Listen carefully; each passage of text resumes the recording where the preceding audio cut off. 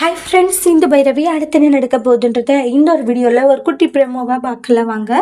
சிந்துக்கு ரொம்ப சந்தோஷம். ஏன்னா அவங்களுடைய உயிரை காப்பாற்றிருக்காங்க அன்னபூரணி. அன்னபூரணிக்கு சிந்து நன்றி சொல்கிறாங்க. ரொம்பவே நன்றி அத்தன்றாங்க. நீங்கள் மட்டும் இல்லைன்னா என்னோட உசுரை காப்பாற்றிருக்கவே முடியாதுன்றாங்க. நீங்கள் வந்து உங்களுடைய உயிரை பற்றி கூட கவலைப்படாமல் அந்த நேரத்தில் என்னை காப்பாற்றிருக்கீங்கன்றாங்க சிந்து. ஒன்றும் இல்லை தானே உனக்கு விடு, அந்த ஸ்னேகா வந்து தேவையெல்லாம் பண்ணிட்டுருக்கா, இனிமேல் நம்ம வழிக்கு வரமாட்டான்னு நினைக்கிறேன்றாங்க. அதுக்கப்புறம் காயத்ரி இல்லாமல் என்னம்மா ஆச்சுன்றாங்க. ஒன்றும் இல்லை காயத்ரின்றாங்க. உடனே வந்து சிந்து டாக்டர், இந்த மாதிரி அன்னபூரணியத்தை எனக்காக இவ்வளோ விஷயம் செய்யும் போது எனக்கு எவ்வளோ சந்தோஷமா இருக்கு சிந்து. எல்லாத்துக்கும் காரணம் நீ செஞ்ச உதவிதான்றாங்க. ஏன்னா நீ உன்னுடைய உசுரை பத்தி கவலைப்படாம காயத்ரியோட உசுரை காப்பாத்தின பத்தி அங்க நிக்கிற நீன்றாங்க. நீ மட்டும் வந்து அந்த இடத்துல காயத்ரியோட உசுரை காப்பாத்தாத இருந்திருந்தா அவளுடைய நிலைமையே ரொம்ப மோசமா இருந்திருக்குன்றாங்க. சரியான நேரத்துல நீ காப்பாத்துனதுனாலதான் இன்னைக்கு வந்து அவ உயிரோடு இருந்திருக்கான்றாங்க. இன்னைக்கு அவளோட திருமணமும் நல்லபடியா முடிஞ்சிருக்கு. அதனாலதான் பெரியம்மா வந்து உன்னை அந்த அளவுக்கு இது பண்றாங்கன்றாங்க. உண்மையிலேயே எனக்கு அவ்வளவு சந்தோஷமா இருக்கு.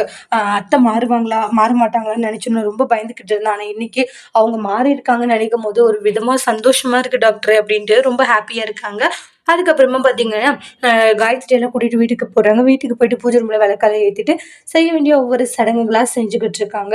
இன்னொரு பக்கம் சினேகா ரொம்ப கோவத்தோட வீட்டுக்கு வராங்க. சினேகா, என்னம்மா இப்படி அடிபட்டு வந்திருக்க, என்ன ஆச்சு அப்படின்னு அவங்களுடைய அப்பா கேட்குறாங்க. டேட் அப்படின்ட்டு பொருளை தூக்கி ஒடிக்கிறாங்க. சினேகா கோவப்படாம என்ன ஆச்சுன்றதை சொல்லுமா அப்படின்ட்டாங்க.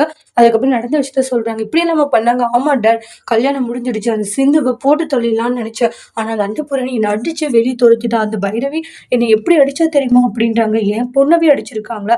இங்க பாரு, அவங்கள ஒருத்தரையும் சும்மா விட மாட்டேன் டேட்.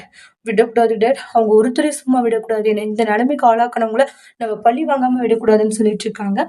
என்னதான் செய்ய போறாங்கன்றத அடுத்த வீடியோல பார்க்கலாம். இந்த வீடியோ உங்களுக்கு பிடிச்சிருந்தா லைக் பண்ணுங்க, கமெண்ட் பண்ணுங்க, ஷேர் பண்ணுங்க.